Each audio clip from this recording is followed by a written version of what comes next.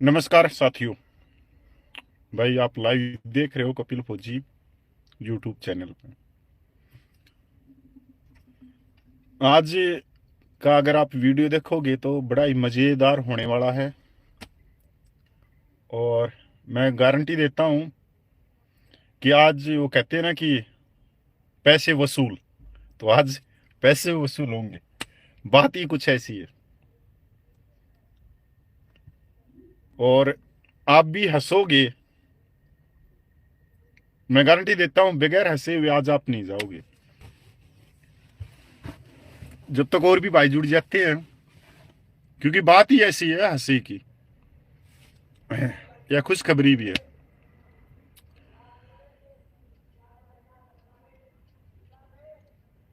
चलो बात शुरू करते हैं। अगर आपको अच्छा लगे आज का वीडियो तो शेयर करना। कई चीजें समझ में आएंगी आज इस वीडियो के द्वारा कि जो 30 लाख पूर्व सैनिकों का मान और सम्मान और समानता और न्याय है वो क्यों नहीं मिल पा रहा, इसकी वजह क्या है। क्या केंद्र सरकार नहीं देना चाह रही, या पूर्व सैनिकों का हक रिटायर्ड लाभी ने खाया है। वो आरोपी मिलिट्री सर्विस पे 2.81 का सीएन पे कमीशन का फार्मूला आज आप पे बड़े नॉर्मल तरीके से जो बात है मेरे को भी समझ में आई। इससे पहले मेरे को नहीं समझ में आई थी कि एक्चुअल में प्रॉब्लम क्या है। कल का मैंने एक वीडियो देखा, एक है महेश फौजी भाई, वो न्यूज चैनल चलाते हैं और उनका जो वीडियो है वो वीडियो है हिसार का। हिसार हरियाणा में एक एक्स सर्विसमैनों की रैली हो रही थी, तो वो अपना लोगों से सवाल जवाब कर रहे थे। तो उन्होंने एक भिवानी, मेरे ख्याल में बामड़ा गांव था कौन था, उस गांव के सूबेदार मेजर थे। बड़े तैयार होके आए हुए थे, टोपी पहन रखी थी और उन्होंने उसके सामने वो माइक लगा दिया। तो उन्होंने पूछा महेश फौजी ने, जो हवलदार रैंक से हैं, कि सर पूर्व सैनिकों की आज रैली है, तो क्या पूर्व सैनिकों की जो मांगे हैं वो क्या क्या है, क्या प्रॉब्लम है पूर्व सैनिकों को। मतलब अपनी तरफ से उन्होंने बिल्कुल अच्छा सवाल था उनका। अब सूबेदार मेजर ने, और कुछ तो आया नहीं, सूबेदार मेजर ने कहा कि पूर्व सैनिकों का टोल टैक्स माफ होना चाहिए। बड़ी अच्छी बात है भाई, टोल टैक्स माफ होना चाहिए। यहीं पर भाई वो जो महेश फौजी उनको पकड़ लेते हैं कि आप टोल टैक्स माफ करवाने का आपका पहला पॉइंट है। इसके अलावा भी तो बहुत सारी पूर्व सैनिकों की भांति भांति प्रॉब्लम है। पे पेंशन की जो विसंगतियां हैं, आपने उनका पॉइंट क्यों नहीं उठाया, आप टोल टैक्स के पीछे पड़े। और साथ ही साथ उन्होंने बोल दिया कि आपको मालूम है कि एक सूबेदार मेजर 32-33 साल सेना के अंदर सर्विस करता है, अपनी जिंदगी का आधा हिस्सा, आधे से ज्यादा हिस्सा वो देश के बॉर्डरों पे काट देता है और उसको वरिष्ठ सेवा मेडल भी नहीं मिलता। आपको मालूम है ये कितनी लंबी नौकरी करने के बाद में, जबकि वो आपका हक है। ओआरओपी, मिलिट्री सर्विस पे, एक्स ग्रुप की पे पेंशन है, जेसीओ रैंक की विसंगतियां है पे पेंशन में, क्योंकि जेसीओ रैंक की भी पेंशन, जो 32-33 साल नौकरी करता है उनकी पेंशन कितनी है, 30,000। 30,000 इतनी तो हरियाणा के अंदर जो ठेकेदारी के अंदर नौकरी करते हैं ना कौशल वाले, वो 30,000 से ज्यादा ले रहे। सवाल भाई उसका जबरदस्त था, क्योंकि उन्होंने वहीं पे पकड़ लिया। और इतना उनको क्यों पकड़ा, क्योंकि वो नई उम्र का है वो लड़का भाई, अभी हवलदार रैंक से रिटायरमेंट आया है, तो वहीं पर उनका जवाब तलब हो गया। बोला नहीं, नेताओं का टोल टैक्स माफ है। वहां पर मेस ने कहा कि आप जब फैसिलिटी ले रहे हो, अच्छे रोड ले रहे हो, तो 15-20 रुपये में क्या है? 15-20 रुपये अगर टोल प्लाजा आप वो फीस दे भी दोगे तो क्या होगा इससे? और जो आपकी उम्र के हैं 60-65 साल के, वो कितने गाड़ी चलाते होंगे? 5 या 7% चलाते होंगे। हमारी उम्र के तो चलाते हैं भाई गाड़ी। आपकी अगर आप ये बात करते कि ओआरओपी में जवान जेसीओ के साथ में सबसे बड़ा अन्याय हुआ, तो ये पूरे देश में जाती है बात। पर आप यहां पे कह रहे हो टोल टैक्स माफ होना चाहिए। कौन सी रेल ले रखी है आपने कि रोड से रेल निकाल रहे हो? अगर आपकी पेंशन की बढ़ोतरी हो गई, अगर आपकी पेंशन ही 50,000 हो गई, तो आप टोल टैक्स भी आराम से दे पाओगे। अगर आपकी आर्थिक स्थिति अच्छी होगी तो।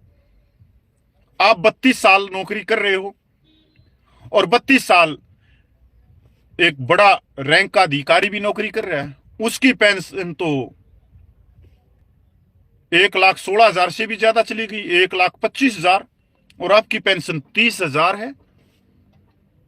फिर हड़बड़ा गया सूबेदार मेजर में। बड़ा मजा आया मेरे को वो सवाल और जवाब में। वो हड़बड़ा गया सूबेदार मेजर, क्योंकि ज्ञान नहीं है। ये एक्चुअल प्रॉब्लम है 30 लाख पूर्व सैनिकों में। अब सूबेदार मेजर के दिमाग में ये टोल टैक्स वाला पॉइंट किसने भरा? ये भरा रिटायर्ड अधिकारियों ने, क्योंकि वो खुद तो पेंशन ले रहे हैं 2-2 लाख रुपया, और वो मेन मुद्दों से भटकाने के लिए ओआरओपी मिलिट्री सर्विस पे है, सीएसडी है, ईसीएचएस के अंदर भाई सेम वार्ड होना चाहिए। एक जवान को जनरल वार्ड, एक जेसीओज को प्राइवेट वार्ड, और एक अधिकारी को जेसीओज को सेमी वार्ड, और एक अधिकारी को प्राइवेट वार्ड। सेम होना चाहिए, सबके 1,000 रुपये कट रहे हैं। तो अधिकारी क्या करता है, जो रिटायर्ड अधिकारी क्या करते हैं, वो सारी जगह आपने देखे होंगे, चाहे हरियाणा की बात हो, चाहे उत्तर प्रदेश की, चाहे राजस्थान की, चाहे केरला की, चाहे तमिलनाडु की, चाहे जेएंडके की, वो उससे कोई सवाल ना पूछे, वो पहले आके आप लोगों के ब्रेन को वाश कर देता है। क्या कहता है? नेताओं का टोल टैक्स माफ है, हमने देश की सेवा करी है, और हमारे से टैक्स लिया जा रहा है, टोल प्लाजा पे पर्ची काटी जा रही। वो ये क्यों कहता है?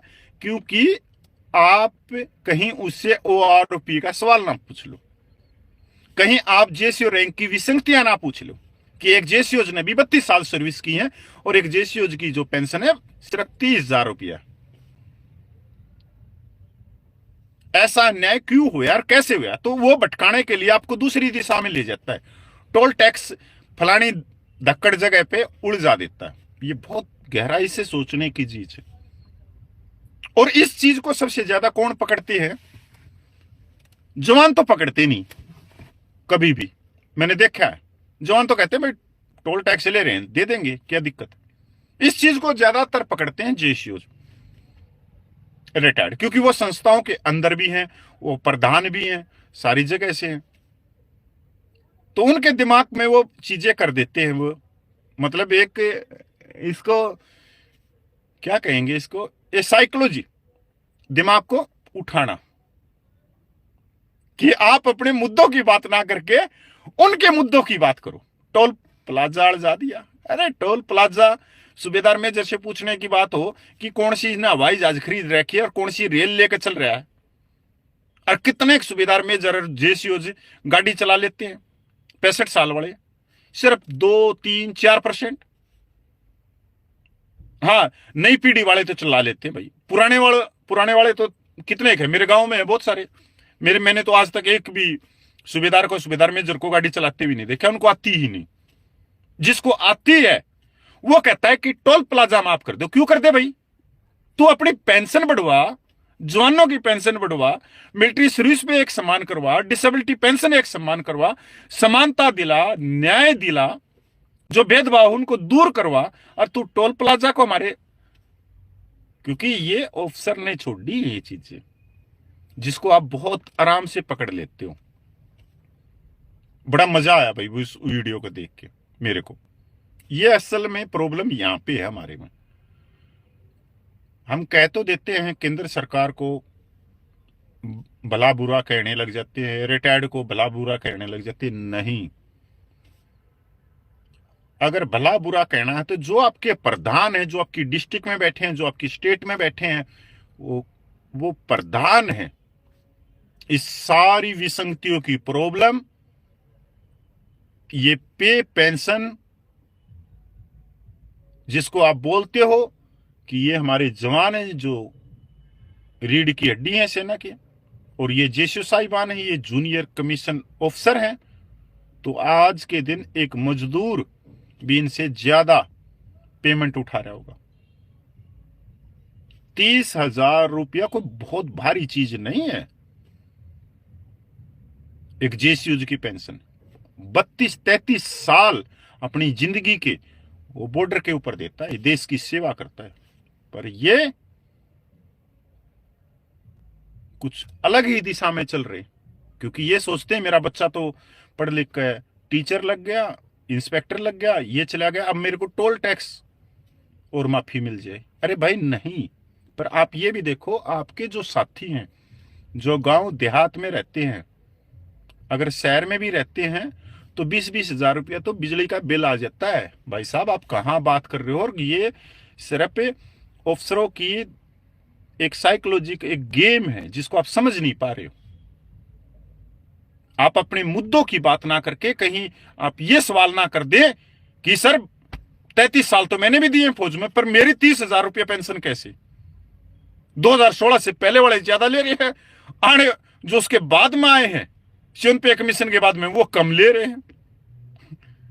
इन सवालों से हटा के तो यहां प्रॉब्लम। जंतर मंतर पे जो धरना प्रदर्शन हुआ, 1-2 सिपाही से हौलदार उस धरने प्रदर्शन का विरोध कर रहे थे। 1-2, एक तो दिल्ली वाले हो गए, 1-2 हरियाणा के थे।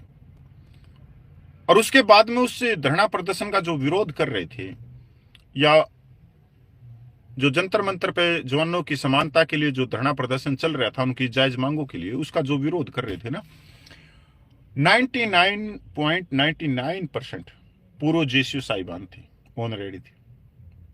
व्हाट्सएप के जो हाउसिंग सोसाइटी के अंकल जी थे। क्योंकि हमने बहुत देर कर दी इस चीज को बोलने के लिए। अब मेरे पास में बहुत सारे जेसीयू साहिबानों के फोन आते हैं और वो शाबाशी देते हैं, कपिल भाई तूने लेट कर दिया इस चीज को बोलने के लिए। हमने ग्राउंड पे नौकरी की है, मैं सूबेदार हूं, मैं सूबेदार मेजर हूं, ऑन रेडी हूं, पर तेरी दिल की जो बात है वो सच्चाई में जब हम सोचते हैं तो वाकई में प्रॉब्लम है यहां पे। कि हमारी एक जिम्मेवारी होती है कि सबसे पहले हम अपने जवान को आगे लेके चले, उसकी पे पेंशन की चिंता करें, फिर अपनी करें। पर यहां तो उल्टा हो गया है। जो रिटायर्ड सूबेदारों ने ना तो जवान की पे पेंशन की चिंता करी, ना अपनी पेंशन की चिंता करी, और इन्होंने चिंता करी रिटायर्ड की। इसलिए ओआरओपी का ये खेल हुआ। जो ओआरओपी जिसका नाम ले रहे हो आज, वो ओआरओपी ना होके एओओपी हो गई।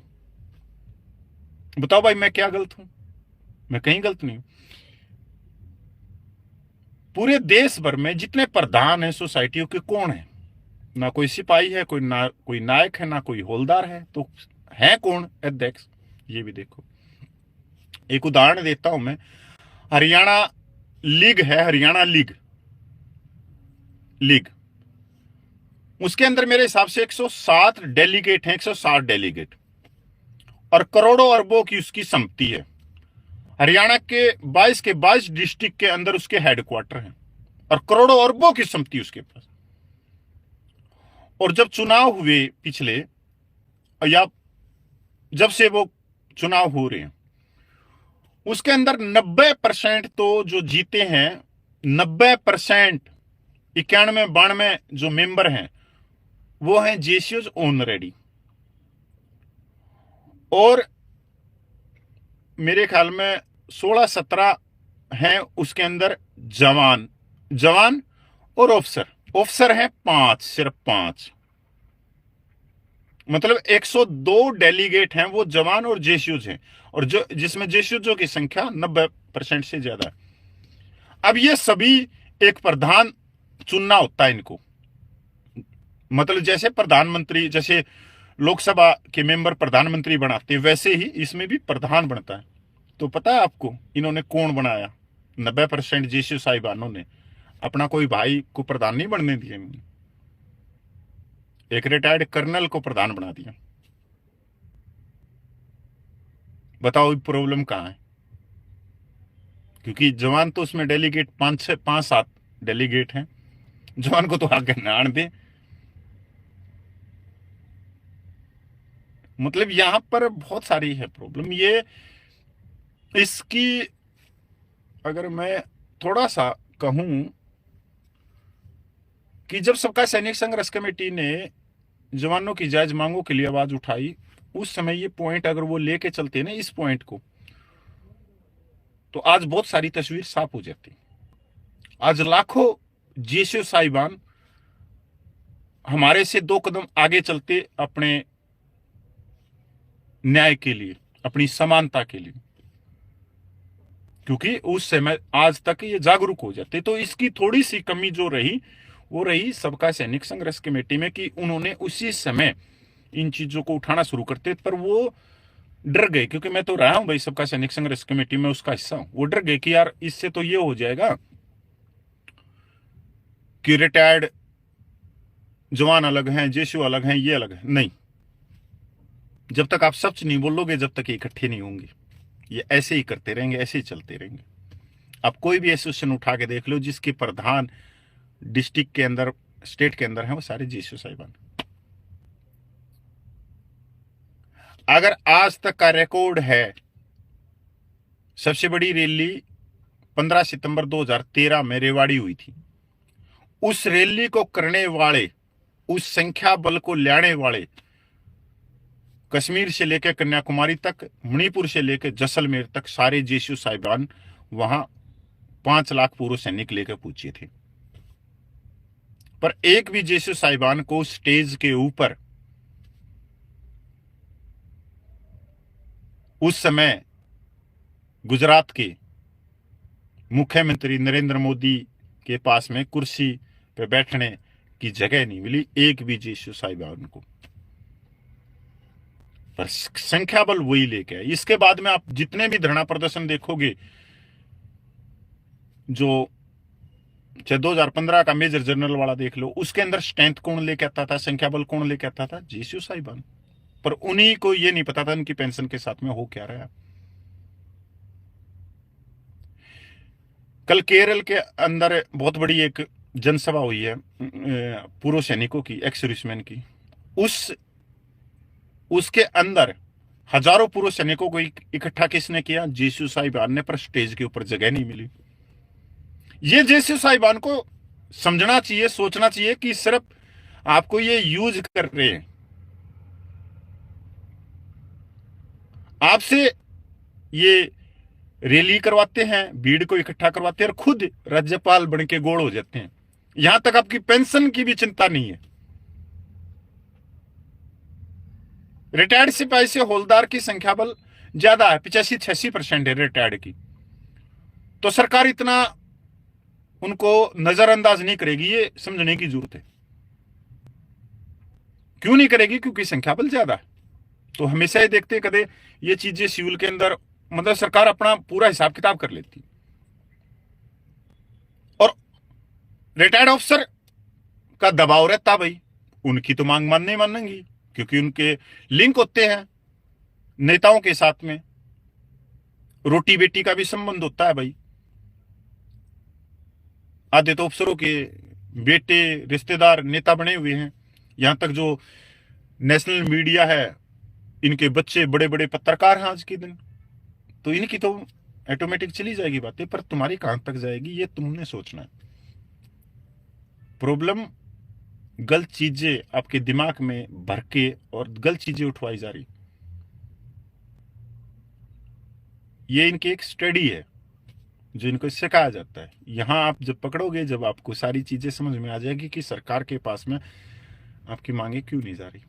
तो भाई मेरे को बड़ा मजेदार लगा आज का वीडियो। और भाई और किसी का हो या ना हो, तो सूबेदार मेजर का टोल टैक्स तो माफ होना चाहिए, क्योंकि उनके पास में हो सकता है कोई रेल हो, कोई हवाई जहाज हो। ये टोल टैक्स के चक्कर में पड़ रहे हैं, इनकी पेंशन बहुत कम होती जा रही है। असमानता, 140 करोड़ लोग हैं, क्या वो टोल टैक्स नहीं देते? दे देते हैं यार, 30 40 50 रुपया दे देंगे। अगर पेंशन ही ज्यादा हुई तो 40 50 रुपया वहां पे दे देंगे। मेन पॉइंट क्या है कि मिलिट्री सर्विस पे 15,500 ओआरओपी का हक मिले, प्रीमेचर को मिले, जेसीओ को मिले, एक्स ग्रुप को मिले, ऑनरेडी नायब सूबेदार की विसंगति दूर हो, कैप्टन रैंक की विसंगति दूर हो, सारी चीजें हो। मेन ये चीजें हैं, ये उठाने की चीजें होती हैं कि सरकार तक। तो गलत चीजें उठा रहे हो, गलत दिशा में जा रहे हो, तो डमरू बजाते रह जाओ, डमरू के अलावा कुछ नहीं भाई। जय हिंद, वंदे मातरम। अगर बढ़िया लग गया तो भाई इसको शेयर करना वीडियो। भाई 1 मिनट, क्या कह रहे थे? तमन्ना सिवाच, तमन्ना सिवाच कह रही है इन्होंने चमचागिरी करती है पेंशन बढ़ाने के बाद। गगन मुन्ना भाई नमस्कार आपको। भगवान पाटिल जैन सर आपको। विजेंद्र सिंह जी नमस्कार। विजेंद्र ये देख ले भाई कोई बात नहीं, देखो सब अपने ही हैं। हमने सबको समझा के और सबको आईना दिखा के और बड़ी तैयारी करनी है, और 2025 तक करनी है हमने। क्योंकि जो भी चीजें चल रही है ना, अगर उन चीजों को हम नहीं उठाएंगे या नहीं बताएंगे कि हम गलत कहाँ हैं, किस जगह पे हैं, तो वो गलत होते ही चले जाएंगे सालों तक, फिर हम ऐसे ही चलते रहेंगे। तो ये जरूरी है, ये चीजें भी उठानी जरूरी है, क्योंकि जब तक हम अपनी दिशा, अपने टारगेट को नहीं देखेंगे तब तक हम उसको नहीं पा सकते। तो इसलिए आज के दिन ये चीजें उठा के ही हम किसी बड़ी धरने प्रदर्शन की तैयारी कर सकते हैं। नहीं तो भैया मैं तो देख लिया, मैंने तो 11-12 साल हो गए, और 11-12 साल में जो मैंने चप्पल घिसाई, जो मेहनत की है, तो उसका इतनी तो समझ आई जाती है कि प्रॉब्लम कहाँ पे है। क्योंकि 1-2 साल की बात नहीं कर रहा है, मैंने 11 साल से मैं कंटिन्यू हूँ। जिस दिन मैं पेंशन आया था उस दिन से हूँ। तो मैं भी सोचता हूँ मेरे को समानता मिले, मेरे को न्याय मिले, और मेरे साथ में 7.5 लाख माता बहनों को भी न्याय मिले। तो मेरी बात का बुरा नहीं मानना है, ये सिर्फ एक आईना है। और हमेशा कहते हैं कि भाई जो चीजें चल रही हैं, अगर उन चीजों को हम समझ गए और समझ के हम दूसरों को बता रहे हैं कि वाकई में आप इसको गंभीरता से ले, आप भी विचार करें। क्योंकि हर एक 30 के 30 लाख पुरुष सैनिक बुद्धिजीव है, जो अपने घर बार को छोड़ के और जो छाती लगा देते हैं जाके ग्लेशियर में दुश्मन के सामने। तो ऐसा नहीं है कि बुद्धिजीव नहीं है, बहुत बुद्धिजीव है। और मेरे ख्याल में कोई सन्यासी से कम नहीं है कोई फौजी आदमी, कोई साधु संत से कम नहीं है। साधु संत तो पहाड़ियों में रहेगा, नहीं रहेगा हमने तो पता नहीं, पर एक फौजी ही रह सकता है माइनस के नीचे। तो परमात्मा तो उसके हमेशा उसके साथ में रहता है, क्योंकि वो देश की चिंता करता है, 140 करोड़ लोगों के लिए भजन करता है। तो उससे बड़ा भगवान परमात्मा कौन हो गया अभी फौजी से? उस समय निस्वार्थ होके वो वहां तक अपनी जान के दाव लगा देता, तो परमात्मा वही है। जय हिंद, वंदे मातरम भाई।